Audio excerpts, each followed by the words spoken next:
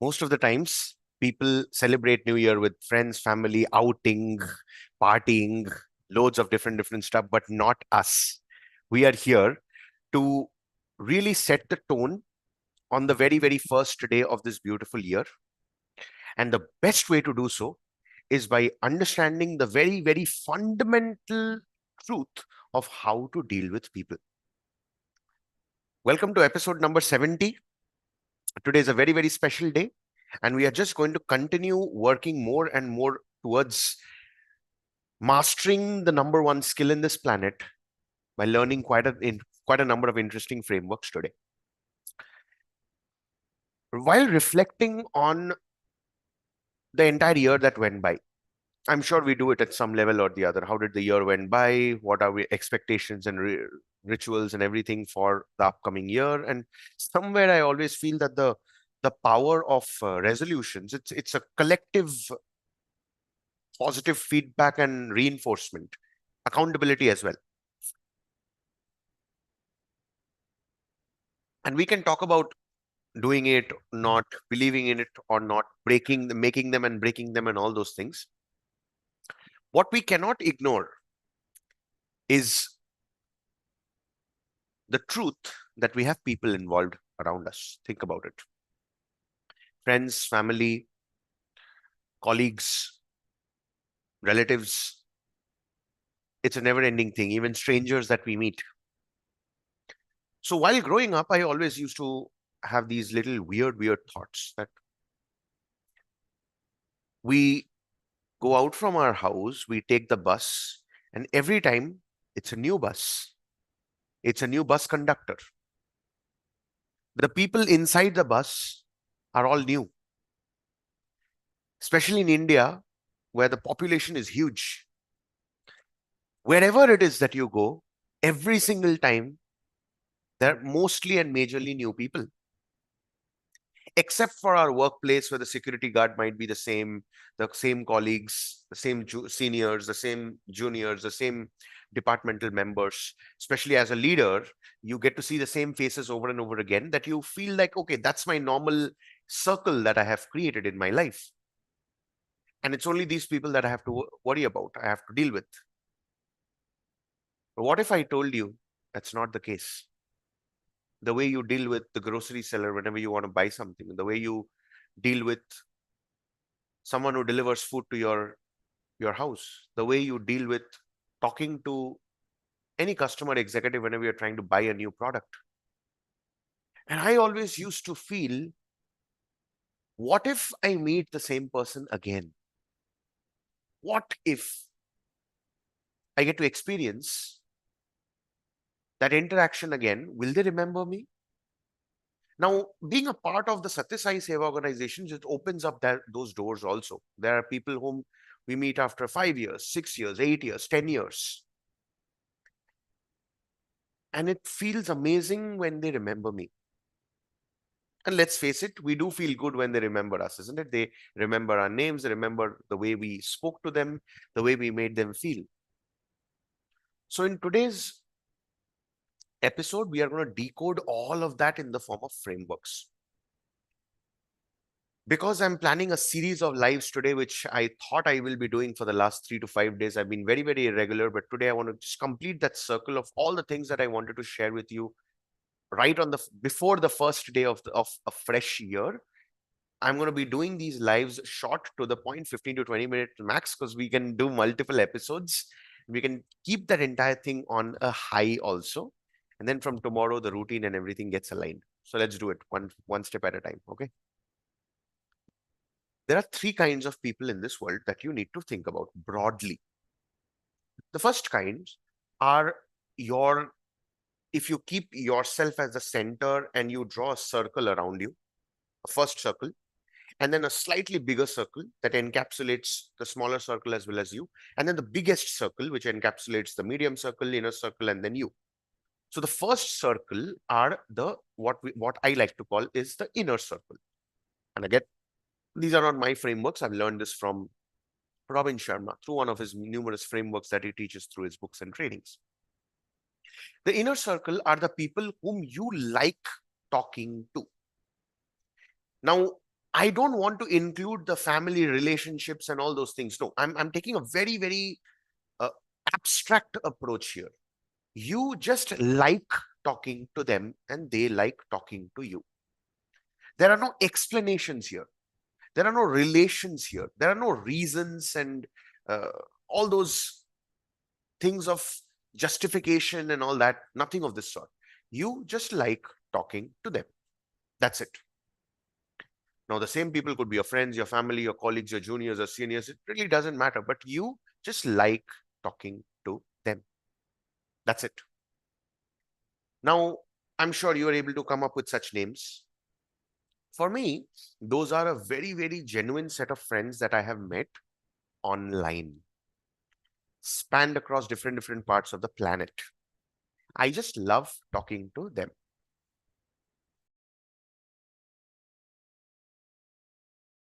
I've just realized that my name is not changed. So I'm going to do that right away.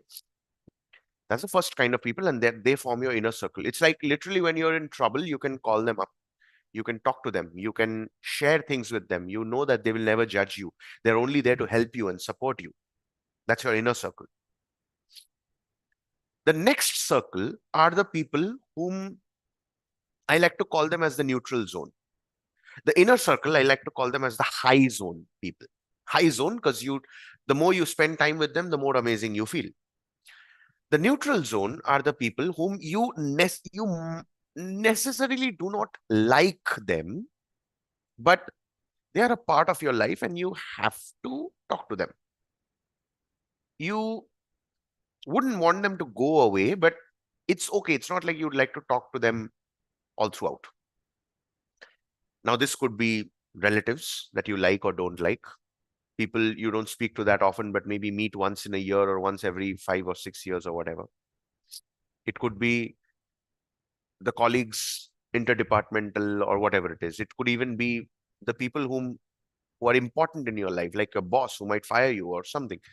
They can also fall in the neutral zone. They can also come to the inner circle as well. We've seen, I'm sure, movies, experiences. I'm sure you've heard stories. For you as a leader, you've developed certain bonds that transcended beyond the usual roles, maybe colleagues turned family friends, or school batchmates who are still very, very dear friends, and the family members put together have become very, very good, like a proper family relations. Or maybe the doctor who is your family therapist, but they turned out to be a very, very big friend. Have I been able to create such relations? Not yet. And that's primarily because I haven't created enough value in this world. So what I'm able to feel. Only now, you never know. The students I'm working with, they might just turn out to be my biggest family members.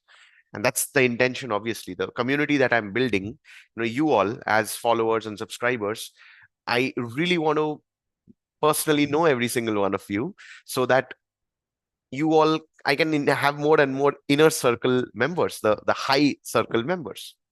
But for now, majority of the people in my life are in the neutral zone, which is the second circle.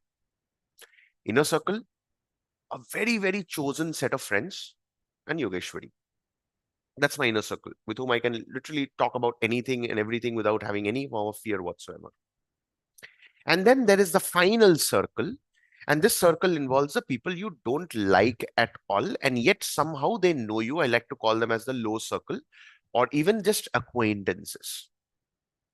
And this could be all the way ranging from the batchmate in your school who you never really liked, but still somehow Facebook, you are connected, or they're still following you over social media, or they have your number saved somehow, you're in touch. Could be anything whatsoever. Now, what I have found out so far is that when you look at the inner circle, all the way from, okay, let's take the outside in approach. Okay. The very reason that these three zones exist is because all these three categories of people, every single individual for that matter, have their own perspectives, beliefs based on the experiences, incidents that life has introduced to them. They've either they have created them or they have just accepted what life has taught them. Now, we always have two choices. Either we set an intention and create our beliefs, perspectives, opinions, or based on whatever life has given us or thrown at us, we just accept things just the way they are. I'm sure you must have met certain people like, no, I've grown old, so my time is up. Or that's it. This is how life is. Life is hard. Life is difficult. And that's because that's what life taught them. So across these three layers, every single human being across these layers, first of all, they are unique. They have their own actual personal experience, professional experience, based on the number of years that they've spent on this planet Earth. Because of their experience, they've developed their respective beliefs, mindset, opinions, perspectives, messages, uh, thought process, whatever you call it. Now, from the degree of outside in, we are going to see how do we deal with such people.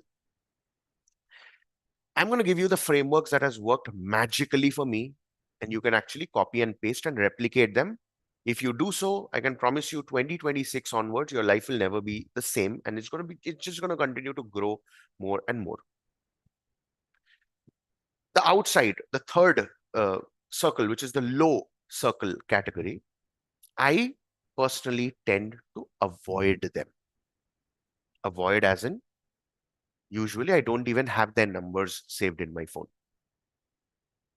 And these group of people includes literally everyone and anyone who has knowingly, unknowingly, because of their perspectives, opinions, mindset, thought process, we can always agree to disagree. But when there is a enforcing of their opinions, perspectives, and thought process on me in a way that makes me look inferior in front of them, I always choose to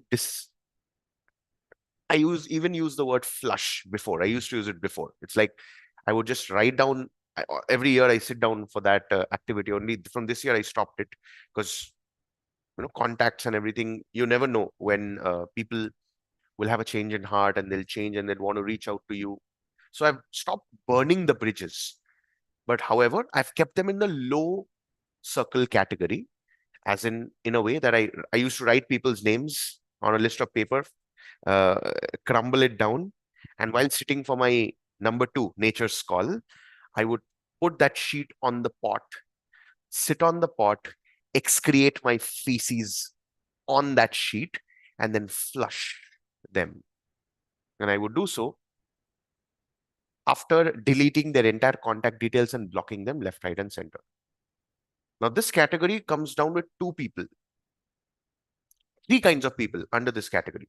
The first are the energy vampires. These are the people with whom you have tried to speak. Now, generally, naturally, I'll tell you, human beings are compassionate beings. We are embodiments of compassion. So,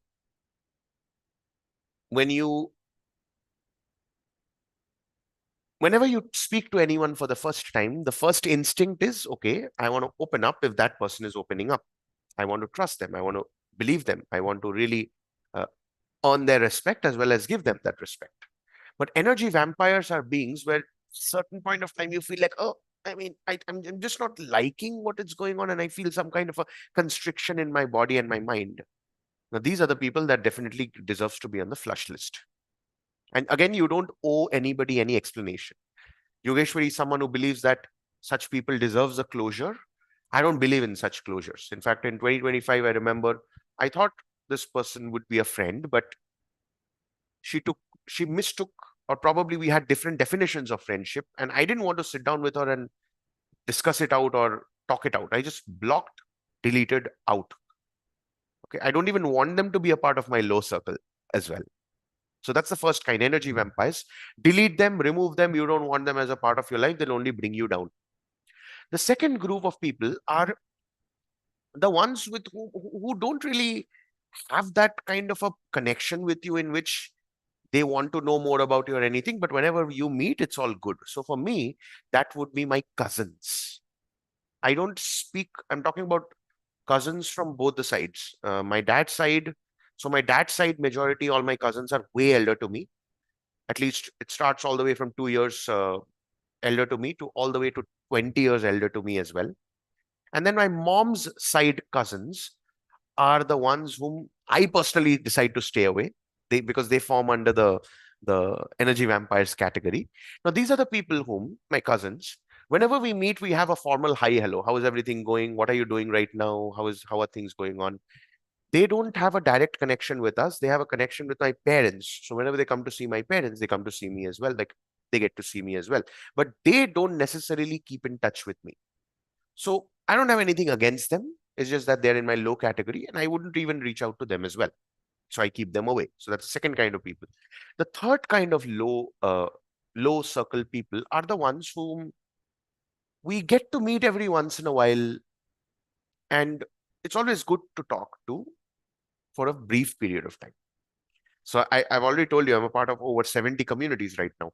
So obviously every community has its members, and if there are any kind of community events or meetups, whether virtual or in person, you get to meet them. So the way they are the people whom either you like to talk to them, carry on with the conversation. If not, here are a couple of techniques that works for me. I take the phone, and this is again the way in which you avoid the conversation. So the first thing I do is I take the phone and I'm like, I've got this important call to make. Is that okay if we can continue this conversation later? And that's the ignorance part, ignorance method. The second method that I use is I change the topic. I very well tell them, see, listen, this particular topic, I'm not having so much of fun talking about this topic. Is it okay if we can talk about something else? And if they're good enough, they'll talk about it. If I see that they're continuously talking about the same points over and over again, and then you go back to the ignorance method of, I got a call, I'll talk to you later. The third method is when I give them the space to open up and I see what are the things that I am able to agree, able to disagree. Whatever I'm agreeing, it's all good. Whatever I disagree, I ask myself, what can I learn from this? So that's called as a self reflection activity. Every difficult conversation will always teach you something good, because either you're in the conversation or you're in the conversation in your head. Either way, the more you make the most of that conversation by asking yourself open-ended question that empowers you. What can I learn from this? The fact that I'm disagreeing with certain points, what is this trying to tell me? The more you communicate with yourself, you'll improve your awareness muscle, you'll improve your clarity muscle. And it also keeps you humble, because the other person, you make them feel that you're a great listener. The downside of it is they would want to talk to you more and more. And that's when you come up with the fourth point, which is, I'm so sorry, I'll have to stop the conversation right here. Uh, there's something more that I'd like to talk to you about. Or you very clearly tell them, like, all this while it was you who was talking. Is it okay if I can share as well? More often than not, what I felt is in these four frameworks, if you use, then you use your lower circle as your biggest learning uh, mechanism in terms of your communication, your learning path when it comes to your communication. Agreeing to disagree is a beautiful thing. However, when you create that space for yourself, where you tell that to the other person as well, in a way that they're going to listen, and they will listen because you have been listening first. Yeah. Goes back to the episode of active listening. Do check it out. I think it was episode number 5 or 6. Just check. Do check it out in the playlist. So that's the lower circle. Next comes the neutral circle.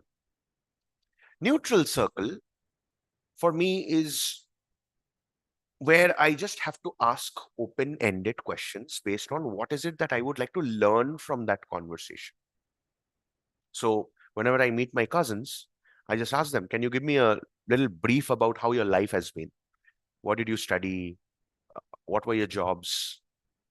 And they are open enough to talk about it, because everyone likes to talk about their, oh, I think there was a very interesting acronym. I'm forgetting it, but it's about them when you talk about their dreams, their aspirations, their decisions, and their systems.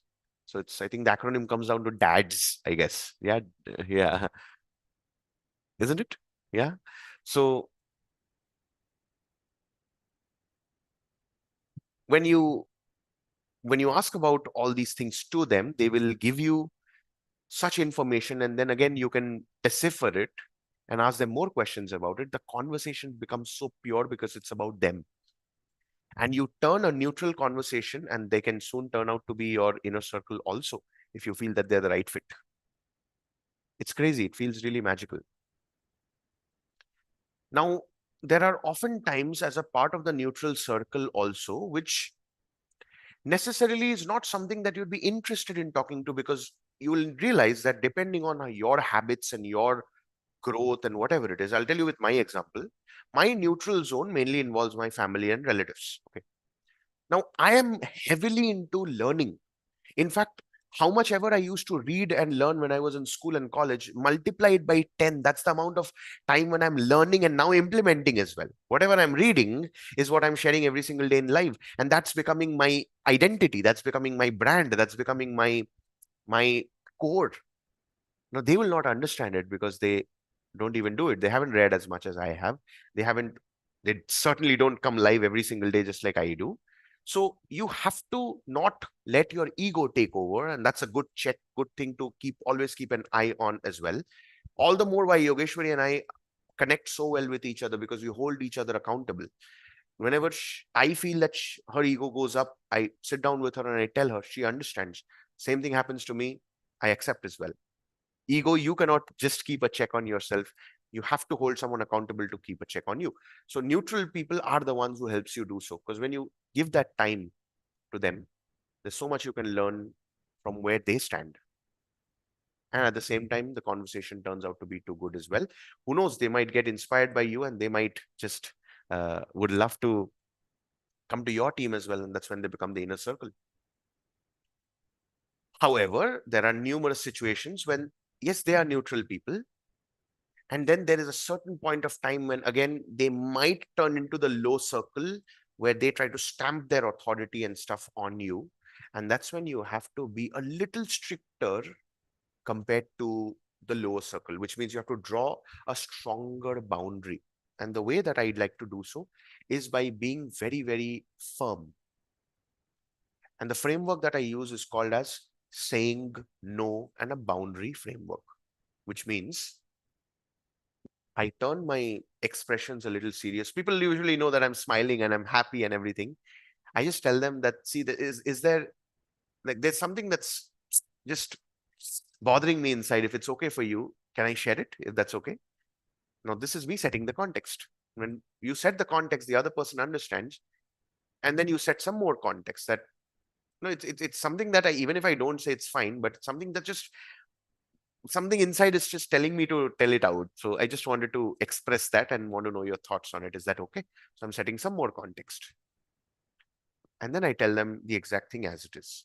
So I'll give you one very interesting example. So I'm about to turn 30, and all my relatives and everyone is very, very concerned about the person I'm going to get married to, the person I'm going to stay with, the person I'm going to be with, or my future settling down and all kinds of stuff. So once I've set the context, I sit down with my relative and I tell them, see, you have decided your life, right? Like, you decided when you wanted to get married, you wanted to give birth to children, what kind of job that you wanted to have, isn't it? People have given you advice, but it was you who took the choice. Is that correct? Now, is it okay if I can lead my life my way? And I would not, I don't really necessarily entertain such conversations, because for me, it's a very, very sensitive topic, and I'm a very, very sensitive person. So is it okay if we can, if we do not talk about, if we do not bring this topic up, we can talk about anything else in this world. However, whenever I'm planning so, I will personally make sure that I take this topic up with you. Will that be okay? Now, two situations are going to happen. One is they will understand and they'll not talk about it, and they'll continue to be in your neutral circle. And that's an opening that they have the possibility to come to the inner circle. In case if they don't, it's always good to push them out to the lower circle, because if they're not going to understand this little thing of giving you that space and that boundary, and sometimes things might turn serious as well. I remember one of my uncles, I told him very clearly when he asked me, hey, why aren't you talking about your marriage? Why are you so behaving so this thing? What is wrong with you? What is the real problem? Tell me though. He's saying it out of love or out of just joking or whatever it is. And that's when I know I have to be a little serious. So I continue the polite tone and I tell them, because the government of India has given us this freedom of speech, freedom of independence, and freedom of expression. In this case, I'm exercising my freedom as a request that I don't want to talk about it. Is it too much to ask? Oh my